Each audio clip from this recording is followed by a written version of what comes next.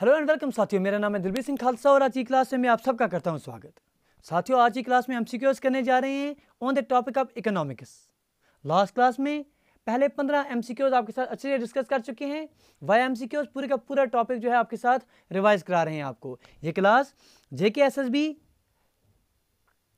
Accountant assistant finance as well as जो आपके पास जूनियर स्टैटिस्टिकल असिस्टेंट जिसके आपके पास डेट एग्जामिनेशन की आउट हो गई है, उनके लिए भी जो है बहुत इंपॉर्टेंट क्लास होने वाली है। तो चलिए स्टार्ट करते हैं। आगाज में ही गुजारिश करें, अगर अभी तक आपने चैनल को सब्सक्राइब नहीं किया है तो प्लीज़ चैनल को सब्सक्राइब कर दीजिए। चलिए, ये पहले कुछ क्वेश्चन से पहले 15 क्वेश्चन हम आपके साथ कल रात जो हमने क्लास की है, लास्ट क्लास आपके साथ डिस्कस की है, बहुत अच्छे से आपके साथ हो गए हैं। तो चलिए आज क्वेश्चन नंबर 16 पर बढ़ रहे हैं। चलिए जी, क्वेश्चन नंबर 16 में क्या बोला जा रहा है? Demand for a community x generally depends on. ठीक है जी, कोई भी कम्युनिटी, कोई भी चीज़, कोई भी गुड आप ले रहे हैं, एक्स कोई चीज़ आपके पास, इसकी जो डिमांड है ये किस चीज़ पर निर्भर करती है? A option price of X itself, B option price of the substitutes and complements, C option income of the consumer, D option all of the above. तो आपको पता ही है कि आपके पास किसी भी चीज़ की जो डिमांड है, एक तो उसकी अपनी प्राइस क्या है उस पर निर्भर करती है। जितनी ज़्यादा उसकी प्राइस होगी उसकी उतनी कम उसमें डिमांड देखने को मिलती है। इसके साथ साथ प्राइस ऑफ सब्स्टिट्यूट्स और कम्प्लीमेंट्स। सब्स्टिट्यूट्स क्या हैं? सर सब्स्टिट्यूट हैं जो इसके बदले इस्तेमाल किए जा सकते हैं। फॉर एग्जांपल आपके पास टी हो गई, कॉफ़ी हो गई, टी और कॉफ़ी आपस में सब्स्टिट्यूट्स हैं। टी आपके पास नहीं बनेगी तो आप कॉफ़ी पी सकते हैं, तो कॉफ़ी टी का सब्स्टिट्यूट आ सकता है। कम्प्लीमेंट्स क्या हैं? जो एक साथ इस्तेमाल करते हैं। फॉर एग्जांपल चाय आप बना रहे हैं, टी बना रहे हैं, टी में आपके पास शुगर जो है उसका कम्प्लीमेंट है, मतलब शुगर के साथ ही आप टी जो है इस्तेमाल करेंगे। आप जूता लगा रहे हैं तो जूते के साथ आपको सॉक्स पहनने पड़ेंगे, तो ये कम्प्लीमेंट्स आ रहे हैं। तो इनकी प्राइस भी जो है ये डिटरमिन करती है आपके पास डिमांड किस तरह की रहेगी किसी भी कमोडिटी की। और इनकम ऑफ कंज्यूमर की तो ये तो होना ही है कि आपके पास इनकम जिस लिहाज की होगी उसी लिहाज की उसकी डिमांड पर भी असर करेगा। तो ऑल ऑफ द अबव जो है इसका आंसर आ जाएगा। ठीक है जी, उम्मीद करते हैं अच्छे से आप समझ रहे हैं। चलिए आगे बढ़ेंगे क्वेश्चन नंबर 17 की तरफ। क्या पूछा जा रहा है? In the given graph points A B C D provide the consumer with the same level of certification. एक ग्राफ आपके पास दिया गया है, बोला गया है इस ग्राफ में आपके पास जो 4 पॉइंट्स है, एक पॉइंट है, ये दूसरा पॉइंट है, ये तीसरा पॉइंट है, ये चौथा पॉइंट है। चारों की 4 पॉइंट जो है कंज्यूमर को same level of certification provide कर रहे हैं। तो ये ग्राफ क्या दर्शाता है? क्या ये आपके पास डिमांड कर्व को दर्शाता है? क्या ये आपके पास प्रोडक्शन कर्व को दर्शाता है? क्या ये कॉस्ट कर्व को दर्शाता है? क्या ये आपके पास इंडिफरेंस कर्व को दर्शाता है? तो इसका करेक्ट आंसर क्या आ जाएगा? Option number D, that is indifference curve. Indifference करो आपको पता ही है। देखिए इंडिफरेंस करो से हम क्या समझेंगे? इंडिफरेंस करो कि फॉर एग्जाम्पल आपके पास दो कमोडिटी है, ये आपके पास एक एक्स कमोडिटी है, ये आपके पास नीचे आपके पास वाई कमोडिटी है। दो कमोडिटीज आपके पास दिए गए हैं, A point, B point, C point, D point. ये ऐसे पॉइंट्स हैं जो कंज्यूमर के लिए सेम सर्टिफिकेशन देंगे। फॉर एग्जांपल अगर कंज्यूमर चाहे कि उसके पास जितने आपके पास रिसोर्सेज हैं उसके हिसाब से या तो वो 12 यूनिट कपड़ों के ले सकता है, क्लोथ्स के ले रहा है, या तो एक यूनिट अगर वो फूड के ले रहा है तो उसका जो काम है वो चल जाएगा, उसका जो मकसद है वो पूरा हो जाएगा। या वो चाहता है कि भाई मेरे पास जितने रिसोर्स हैं उसमें एक काम कर सकता हूँ, 6 यूनिट्स मैं कपड़ों के लेता हूँ, इसके साथ साथ 2 यूनिट्स फूड के ले लेता हूँ, तो मेरा जो काम है वहाँ पर भी इससे भी मेरे को वही सर्टिफिकेशन मिलेगी, इससे भी मेरा जो काम है वो पूरा हो जाएगा। या ऐसा करूँगा कि 4 यूनिट्स कपड़ों के ले जाऊँगा और इसके साथ साथ 3 यूनिट्स फूड के ले जाऊँगा तो मेरा काम चल जाएगा। इस तरह के जो आपके पास कर्व आ रहा है इन पॉइंट्स को मिलाकर, जहां पर आपके पास कंज्यूमर को सेम लेवल सर्टिफिकेशन देखने को मिलती है, तो बेसिकली ये बंडल्स को दर्शाता है जहां पर आपके पास कंज्यूमर जो है एक जैसा बिहेव कर सकता है। तो इस कर्व को आप जो है इंडिफरेंस कर्व कहते हैं। ठीक है जी, और बेहतर से समझना चाहेंगे? फॉर एग्जाम्पल आप समझिए, आप अक्सर क्या होता है किसी दोस्त को हम किसी खुशखबरी के लिए विश करने जाते हैं, तो मुबारकबादी के लिए जा रहे हैं, तो आप जा रहे हैं, आपने सोचा कि भाई एक काम करता हूं मैं, या तो एक उसके लिए अपने दोस्त के लिए 12 फॉर एग्जाम्पल यहाँ पर कुछ यूनिट्स आप ले लिए, कुछ यूनिट्स के मैं उसके पास मिठाई ले लेता हूँ, स्वीट्स ले लेता हूँ, और कुछ यूनिट्स उसके जो हैं फ्रूट्स ले लेता हूँ। आपके पास जितने पैसे हैं, जितने रिसोर्स हैं, उससे आपका काम बन रहा है। फॉर एग्जाम्पल आपने 12 यूनिट्स आपने स्वीट्स के ले लिए, एक यूनिट्स आपने फ्रूट्स के ले लिए, तो आपने बोला भाई ठीक रहेगा। या आप ऐसा करें कि आप बोलेंगे नहीं नहीं मैं एक काम करता हूँ, 6 यूनिट जो है मैं स्वीट्स के ले लेता हूँ और 2 यूनिट्स अपने जो हैं वो आपके पास फ्रूट्स के ले लेता हूँ। तो यहाँ पर भी उसको जो है सेम सर्टिफिकेशन मिल रही है। वो बोल रहा है ठीक है अगर ये भी लेके जाऊँगा वैसे भी मेरा काम बन जाएगा, वैसे भी वो खुश हो जाएंगे। तो ये जो सारे पॉइंट्स हैं जहाँ पर कंज्यूमर को सेम लेवल ऑफ सर्टिफिकेशन मिल रही है, इनको आप मिला रहे हैं, जो करो आपके पास मिलेगा उसे आप इंडिफरेंस करो कहेंगे। ठीक है जी, उम्मीद करते हैं बात पकड़ में आई होगी। चलिए आगे बढ़ेंगे। क्वेश्चन नंबर 18 क्या पूछा जा रहा है उसके बारे में बात करेंगे। पूछा जा रहा है the rate at which the consumer will substitute one commodity by another so that his total utility remains constant, उसे आप क्या कहेंगे। ठीक है जी, वो रेट जिस पर एक कंज्यूमर जो है किसी एक कमोडिटी को दूसरी कमोडिटी के साथ रिप्लेस कर सकेगा। ये ए कमोडिटी है, ये बी कमोडिटी है, ए को बी के साथ वो रिप्लेस कर सकेगा ताकि उसके पास जो टोटल यूटिलिटी है वो सेम रहे। उस रेट को क्या कहेंगे? क्या आप उसे मार्जिन रेट ऑफ सब्स्टिट्यूशन कहेंगे, शॉर्ट टर्म मार्जिन कॉस्ट कहेंगे, टोटल वेरिएबल कॉस्ट कहेंगे या टोटल कॉस्ट कहेंगे? तो इसका करेक्ट आंसर क्या आ जाएगा? बहुत आसान, क्योंकि बहुत बार आपने पढ़ा होगा ये, that is option number A, margin rate of substitution. ठीक है जी, इसे आप मार्जिन रेट ऑफ सब्स्टिट्यूशन कहते हैं। इंडिफरेंस कर्व के कंसेप्ट आपने देख लिया। इंडिफरेंस कर्व से आपको पता चल रहा है, यहाँ पर आपने देख लिया कि आपके पास कंज्यूमर जो है फॉर एग्जाम्पल इंडिफरेंस कर्व पर यहाँ पर A point, B point, C point, D point, यहाँ इसको सेम सर्टिफिकेशन रख रही है। अगर फॉर एग्जाम्पल ये चाह रहा है कि क्लोथिंग की यूनिट जो है आपके पास पहले 12 हैं, तो यहाँ पर फूड के यूनिट्स 1 आ रहे हैं। अगर ये चाह रहा है कि फूड के यूनिट्स 1 से लेकर हम 2 कर जा रहा हूँ, 1 से लेकर 2 तक बढ़ा रहा हूँ, तो इसका मकसद ये होगा कि अगर फूड के यूनिट्स ने बढ़ाने हैं तो क्लोथिंग के यूनिट कुछ ना कुछ तो कम करने पड़ेंगे। 12 से लेकर ये 6 तक पहुँच गया, मतलब अगर एक कमोडिटी को उसने बढ़ाना है तो दूसरी कमोडिटी को उसको घटाना पड़ेगा, कुछ ना कुछ फार्गो करना पड़ेगा दूसरी क्वांटिटी का, ताकि इसकी जो टोटल यूटिलिटी है वो सेम रहे। इसी वजह से जो आपके पास इंडिफरेंस कर्व है उसका स्लोप जो है आपके पास डाउनवर्ड देखने को मिलता है, तभी ये नीचे की तरफ आ रहा है। ये आपने कंसेप्ट पढ़ा है।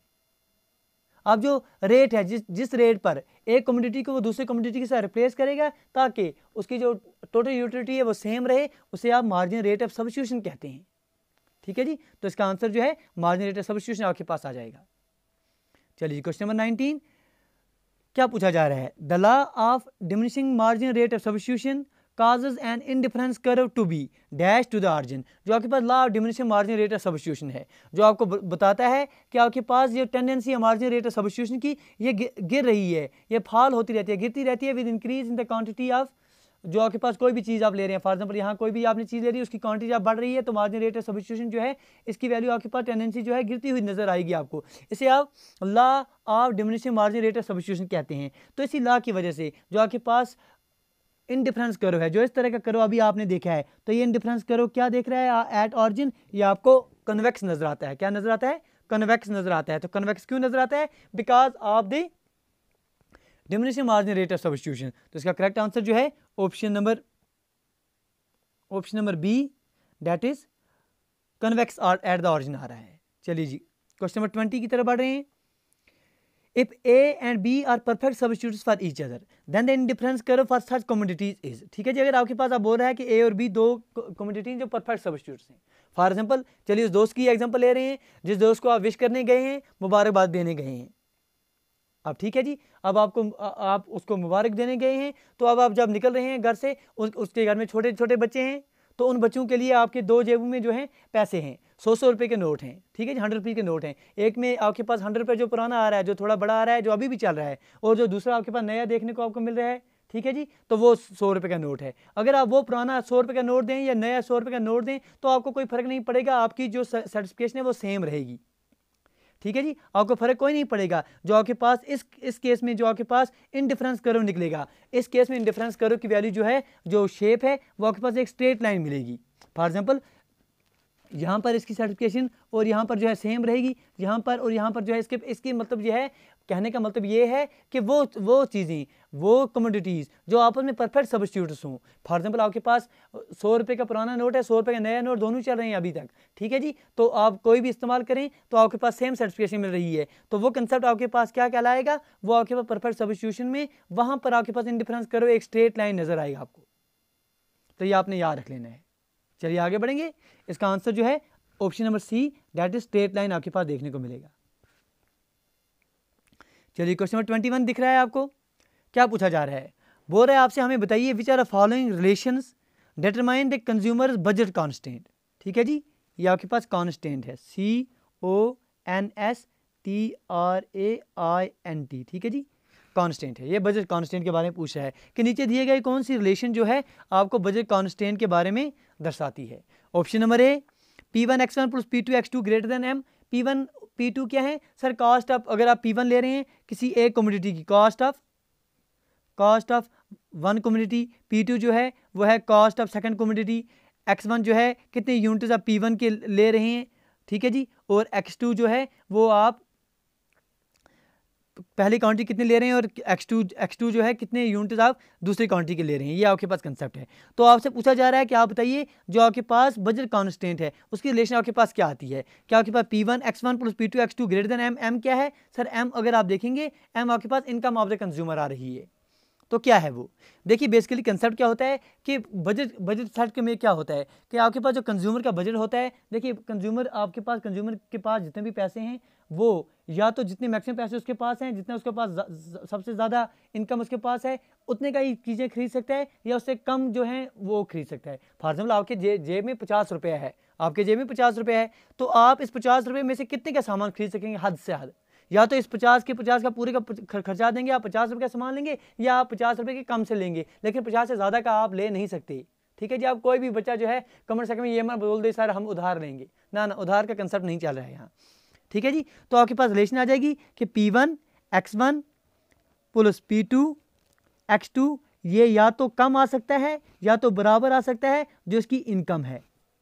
तो यहाँ पर P1 x1 plus P2 x2 greater than m, तो पहला ऑप्शन तो कैंसिल आउट आ रहा है। B option P1 x1 plus P2 x2 is equal to 1 ये भी आ सकता है। P1 x1 plus P2 x2 less than 1 ये भी आ सकता है। तो बोथ बी एंड सी इसका करेक्ट आंसर आप मार्क करेंगे। ठीक है जी। अच्छे से समझ गए तो लाइक शेयर सब्सक्राइब करना ना भूलें। चलिए आगे बढ़ेंगे। अगला क्वेश्चन आपके पास क्वेश्चन नंबर 22। क्या पूछा जा रहा है? Which while dealing with budget set. ठीक है, जब बजट सेट के साथ आप काम करते हैं, if the price of goods remain unchanged, अगर जो चीज़ों की प्राइस है वो अनचेंज रह रही है, वो चेंज नहीं हो रही है, लेकिन जो कंज्यूमर की इनकम है वो चेंज हो रही है, वो बढ़ रही है या घट रही है, तो इनमें से नीचे दिए गए ऑप्शन में से कौन सी ऐसी चीज़ है जो चेंज नहीं होगी? क्या वो स्लोप होगा? बजट सेट का जो आपके पास बजट लाइन का जो स्लोप है, क्या वो स्लोप चेंज नहीं होगा? क्या वर्टिकल इंटरसेप्ट चेंज नहीं होगा? बोथ या नन ऑफ दीज। चलिए इसको समझते हैं। चलिए आपके साथ करते हैं। देखिए बजट सेट की जो आपके पास रिलेशन आती है, ये आपने अभी अभी हमारे साथ पढ़ लिया कि आपके पास बजट सेट यहाँ पर एक स्ट्रेट लाइन इस तरह की मिलेगी, यहाँ पर P1 x1 plus P2 x2, या तो ये किसके बराबर आते हैं? इज इक्वल टू हद होगी मैक्सिमम m के बराबर आते हैं। तो ये जो है रिलेशन आ रही है किसकी? बजट सेट की। इसके नीचे जो ऑप्शन वैल्यू आ रही है या इस पर जो वैल्यू आ रही है, सारे के सारे लेकर आपके पास बजट सेट आपके पास कहलाता है। अब कह रहा है कि आपके पास जो कंज्यूमर की इनकम है वो चेंज हो, लेकिन जो प्राइस है इन चीज़ों की वो चेंज ना हो।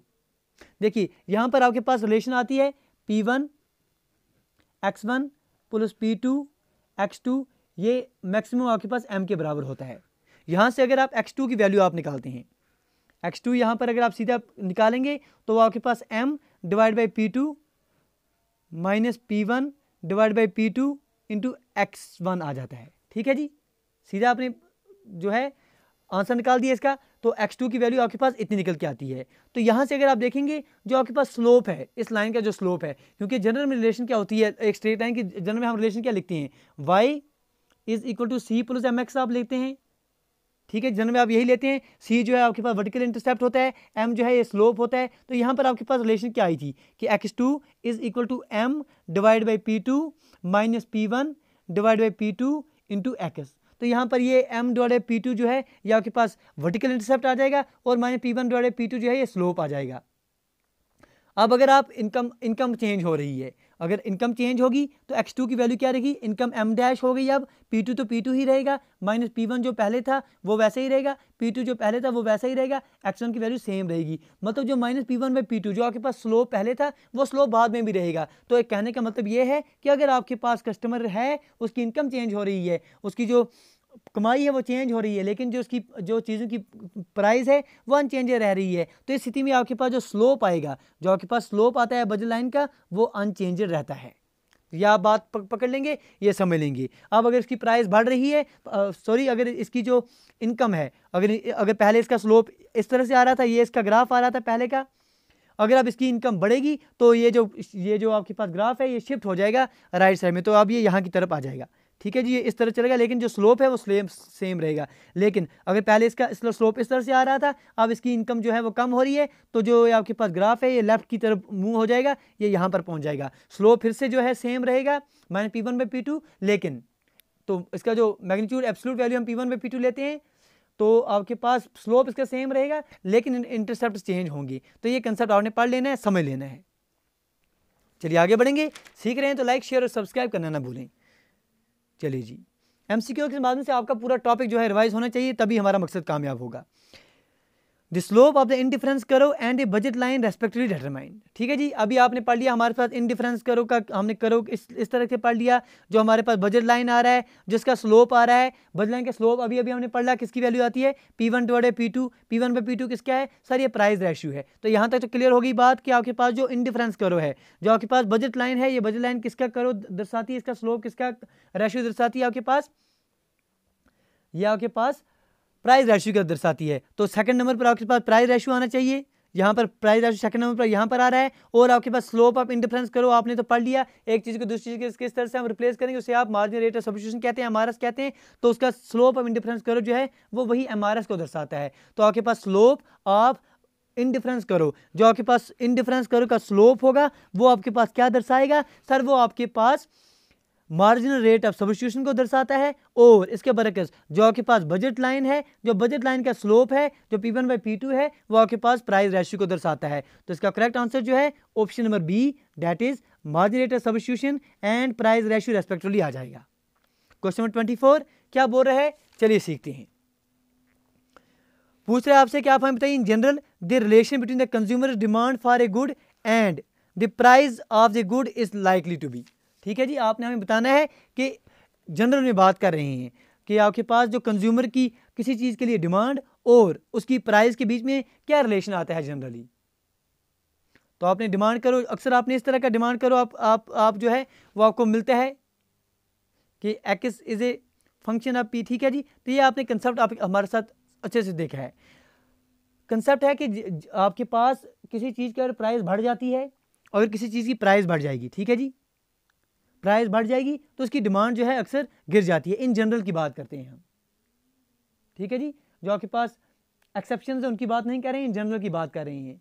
जनरल में अगर आपके पास किसी चीज़ की प्राइस बढ़ जाती है तो उसकी डिमांड कम हो जाती है। इसके बरकस अगर इसी चीज़ की जो प्राइस है वो कम हो जाती है तो उसकी डिमांड जो है वो बढ़ जाती है। तो सीधे सीधे कह सकते हैं कि इन दोनों के बीच में, डिमांड किसी की चीज़ की और उसकी प्राइस में आपके पास नेगेटिव संबंध देखने को मिलता है। तो correct answer option number B आपको अच्छे से आ गया होगा।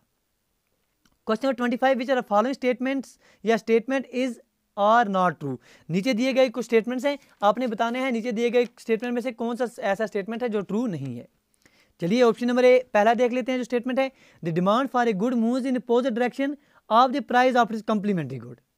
जो किसी भी चीज़ की डिमांड जो है कह रहा है कि इसकी जो कंप्लीमेंट्री गुड है उसकी प्राइस के अपोजिट डायरेक्शन में इसको मूव होती है। पहला ये स्टेटमेंट है। दूसरा स्टेटमेंट ये है कि डिमांड किसी चीज़ की जनरली मूव होती है in the opposite direction of the price of its substitute. देखिए सब्स्टिट्यूट क्या है, कंप्लीमेंट क्या है, या आप समझ लीजिए। सब्स्टिट्यूट और कंप्लीमेंट के बारे में थोड़ा आपके साथ डिस्कस कर लेते हैं, फिर जो है इस क्वेश्चन का आप आंसर चुटकी में देंगे। देखिए पहले सब्स्टिट्यूट समझते हैं। सब्स्टिट्यूट क्या है, कोई भी चीज़ है उसका सब्स्टिट्यूट। फॉर एग्जांपल हम जो है टी का इस्तेमाल करते हैं, चाय का इस्तेमाल करते हैं, टी का सब्स्टिट्यूट क्या करें, या तो आप टी पी सकते हैं या टी के बदले क्या हो सकता है कि आप कॉफ़ी पीने लग जाएं। ठीक है जी, टी और कॉफ़ी जो है आपस में सब्स्टिट्यूट्स हैं। ठीक है, अब अगर कॉफ़ी इसका सब्स्टिट्यूट है टी का, ठीक है, सब्स्टिट्यूट की बात कर लेते हैं। अगर कॉफ़ी की प्राइस जो है वो बढ़ जाती है, कॉफ़ी की प्राइस, अगर कॉफ़ी की प्राइस बढ़ जाएगी तो आप क्या पसंद करेंगे पीना, फिर क्या आप कॉफ़ी की तरफ जाएंगे? आप बोलेंगे नहीं सर हम टी पी रहे हैं, पहले टी पी रहे हैं आप, कॉफ़ी की प्राइस इसके बरकत आपके पास जो सब्स्टिट्यूट है टी के बदले आपको ऑप्शन है कॉफ़ी पीने का, लेकिन कॉफ़ी की प्राइस बढ़ रही है तो आप क्या कहेंगे, हम सर चाय पी रहे हैं, खुश हैं, अच्छा है, हम टी पर ही जो है निर्भर रहेंगे, टी की डिमांड जो है वो बढ़ती रहेगी, जो टी की डिमांड है वो बढ़ती रहेगी। तो कह सकते हैं कि डिमांड किसी चीज़ की जो है सेम डायरेक्शन में फ्लो कर रही है, सेम डायरेक्शन में मूव कर रही है, जिस डायरेक्शन में इसकी जो आपके पास कॉम्प्लीमेंट, आपके पास जो सब्स्टिट्यूट है उसकी प्राइस के साथ, अगर इसके सब्स्टिट्यूट की प्राइस बढ़ेगी तो इसकी डिमांड बढ़ेगी, अगर इसके बरकस इसका जो सब्स्टिट्यूट है उसकी आपके पास प्राइस कम हो जाती है। फॉर एग्जांपल कॉफ़ी की प्राइस अगर आप कम हो जाती है, आप टी पी रहे हैं, कॉफ़ी की प्राइस कम हो रही है, आप बोलेंगे सर हम क्या चाय पर अटके हैं, चलो कॉफ़ी की तरफ चेंज हो जाते हैं, क्योंकि कॉफ़ी की प्राइस कम हो गई, कॉफ़ी की प्राइस कम होगी तो आपके पास टी की डिमांड भी कम हो जाएगी। सीधे अल्फाज में कहें, सीधे अल्फाज में हम कह सकते हैं कि किसी भी चीज़ की, कोई भी गुड है, इसकी जो डिमांड है, इसकी डिमांड बढ़ेगी अगर इसका जो सब्स्टिट्यूट है, इसकी सब्स्टिट्यूट की प्राइस अगर बढ़ जाती है तो इसकी डिमांड बढ़ जाती है, अगर इसके सब्स्टिट्यूट की प्राइस कम हो जाती है तो इसकी डिमांड जो है वो भी कम हो जाएगी। ये आपने याद रख लिया। हो गई बात। तो यहाँ ऑप्शन में क्या दिया गया था, फिर कंप्लीमेंट के बारे में बात करेंगे कि demand of a good usually moves in the opposite direction. ना ना ना सर, अपोजिट डायरेक्शन में नहीं मूव होती है, ये सेम डायरेक्शन में मूव होती है। तो दूसरा ऑप्शन तो बिल्कुल गलत है। अब पहले ऑप्शन के बारे में बात करते हैं। अब कंप्लीमेंट के बारे में आपको थोड़ा समझाते हैं। कंप्लीमेंट्री गुड्स कौन से हैं?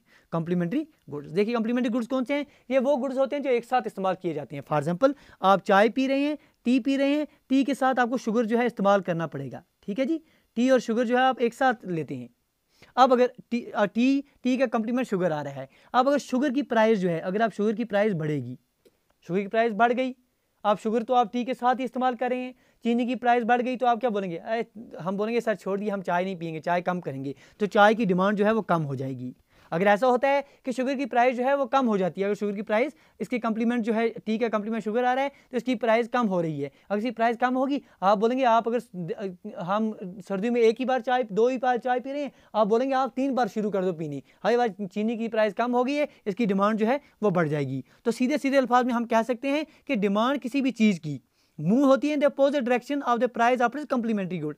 अगर इस कंप्लीमेंट्री गुड की प्राइस बढ़ जाएगी तो इसकी डिमांड जो है वो कम हो जाएगी। अगर इसकी कंप्लीमेंट्री गुड की प्राइस जो है वो कम हो जाएगी तो इसकी डिमांड जो है बढ़ जाएगी। तो पहला ऑप्शन क्या था? पहला ऑप्शन में बोला गया था the demand of a good moves in the opposite direction of the price of its complementary good, जो कि बिल्कुल बात सच है।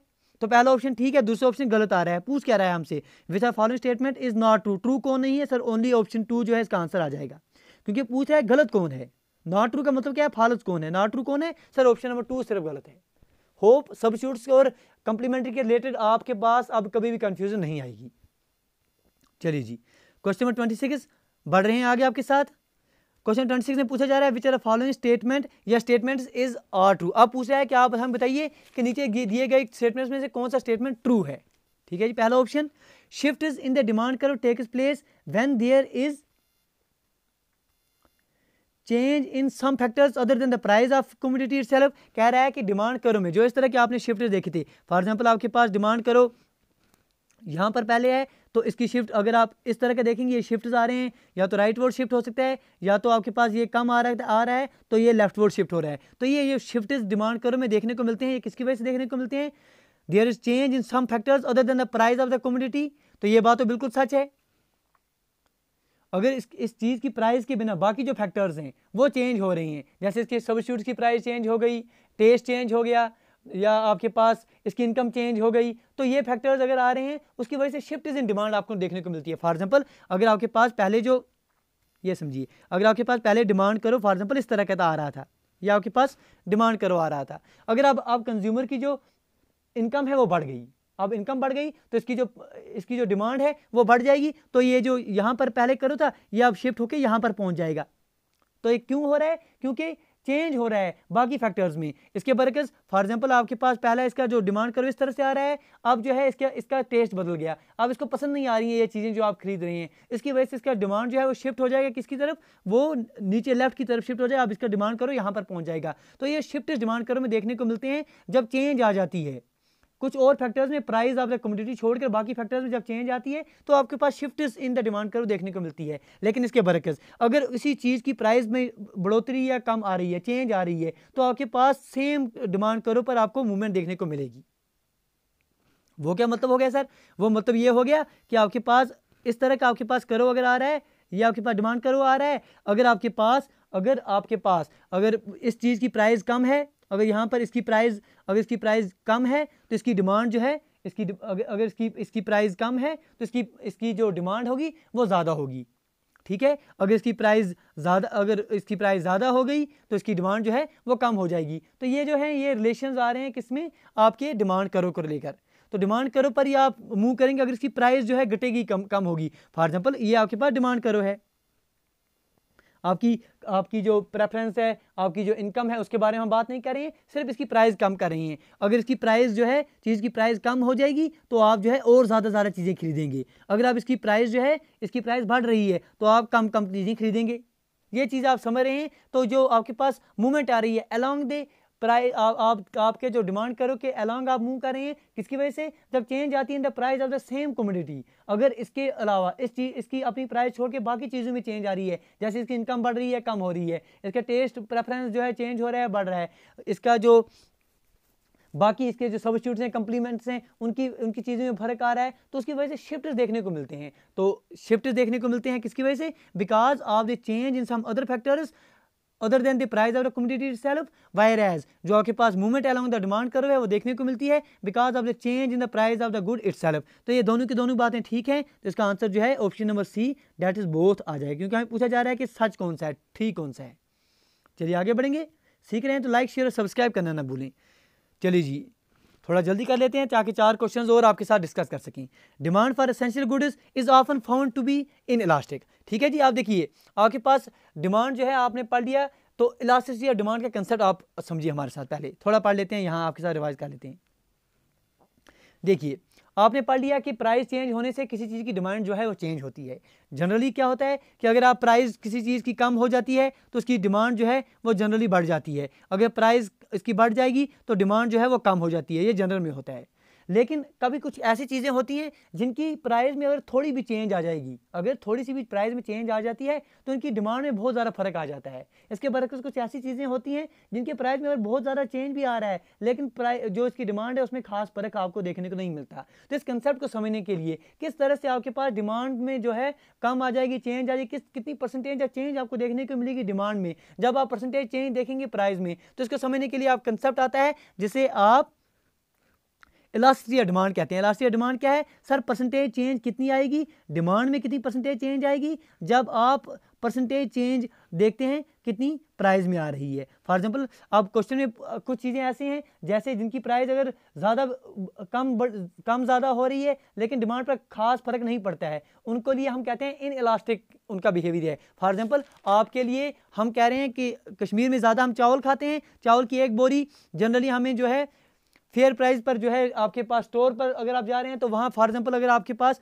800 रुपये की वो बोरी मिल रही है, अब गवर्नमेंट कह रही है कि आप और एक महीने में आपको एक बोरी जो है चावल की लग रही है। अब गवर्नमेंट कह रही है कि नहीं जी हम 800 रुपये छोड़ के अब 900 रुपये का लगभग कर रहे हैं इसको, तो फिर भी आपको 900 पड़े 800 पड़े एक बोरी आप खाते हैं तो आपने एक बोरी लेनी ही लेनी है। तो ऐसी चीज़ों के लिए आपके पास जो कंसेप्ट है वो इन इलास्टिक देखने को मिलता है, डिमांड जो है वो इन इलास्टिक देखने को मिलती है। लेकिन इसके बरकस ये है कि आपके पास आईफोन है, सर लग्जरी गुड्स हैं, आईफोन का कंसेप्ट है आईफोन 13 जो है आपके पास फॉर एग्जाम्पल 2 लाख रुपये में आ रहा है, अब इसकी प्राइस में जो है 2 लाख से घटाकर इसकी प्राइस हमने 1.5 लाख कर दी, तो इसकी प्राइस डिमांड में जो है एकदम से ज़बरदस्त बढ़ोतरी देखने को मिलती है। आपके पास कुछ लग्जरी गुड्स हैं, कोई बड़ी गाड़ी है, कोई आपके पास सोने का कोई चीज़ है, इनकी चीज़ों में जब एकदम से थोड़ी भी चेंज आती है प्राइस में तो डिमांड में ज़बरदस्त चेंज देखने को मिलती है। तो ऐसी चीज़ों के लिए जो आपके पास डिमांड है वो ज़बरदस्त इलास्टिक होती है। तो इलास्टिक अगर डिमांड है तो इलास्टिक डिमांड में आपके पास जो इलास्टिसिटी डिमांड आपके पास कंसेप्ट आता है,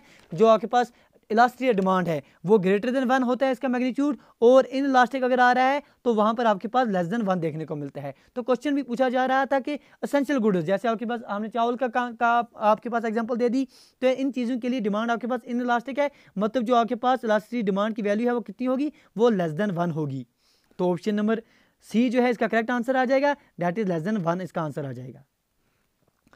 question number 28, the demand for a good is likely to be dash if substitutes are easily available. ठीक है जी, अगर किसी चीज़ के सब्स्टिट्यूट्स आसानी से अवेलेबल हैं तो इसकी डिमांड क्या होगी? सीधी बात, सिंपल लेमैन लैंग्वेज में अगर आप इकोनॉमिक्स पढ़ेंगे ना, बिल्कुल अपना कॉमन सेंस इस्तेमाल करके पढ़ेंगे तो आप जो है बहुत सारे क्वेश्चन का ऐसे ही आंसर दे पाएंगे। देखिए क्वेश्चन पूछा जा रहा है कि अगर किसी चीज़ की फॉर एग्जाम्पल हमारे पास टी ले रही हैं, टी और इसके सब्स्टिट्यूट जैसे कॉफ़ी हो गए, ये बहुत सारे आपके पास अवेलेबल हैं, इसके सब्स्टिट्यूट बहुत सारे आपके पास अवेलेबल हैं, तो डिमांड इसकी क्या होगी? क्या इलास्टिक होगी? फॉर एग्जांपल कहने का मतलब ये है इसकी प्राइस में अगर हम थोड़ी चेंज करेंगे क्या इसकी डिमांड में फर्क पड़ेगा? बिल्कुल पड़ेगा, क्योंकि अगर हम फॉर एग्जांपल टी की प्राइस जो है ज़्यादा बढ़ा देते हैं तो आप क्या बोलेंगे? आप बोलेंगे चल छोड़िए सर, हम चाय कहाँ पियेंगे, हम कॉफ़ी की तरफ चले जाएंगे, इसकी डिमांड एकदम से कम हो जाएगी। अगर आप टी की प्राइस जो है वो हम कम कर रहे हैं तो आप क्या बोलेंगे? इसकी डिमांड एकदम से बढ़ जाएगी, क्योंकि इसके जो सब्स्टिट्यूट्स हैं वो अवेलेबल हैं। अगर सब्स्टिट्यूट्स अवेलेबल होंगे तो डिमांड जो है जनरली आपके पास इलास्टिक देखने को मिलती है।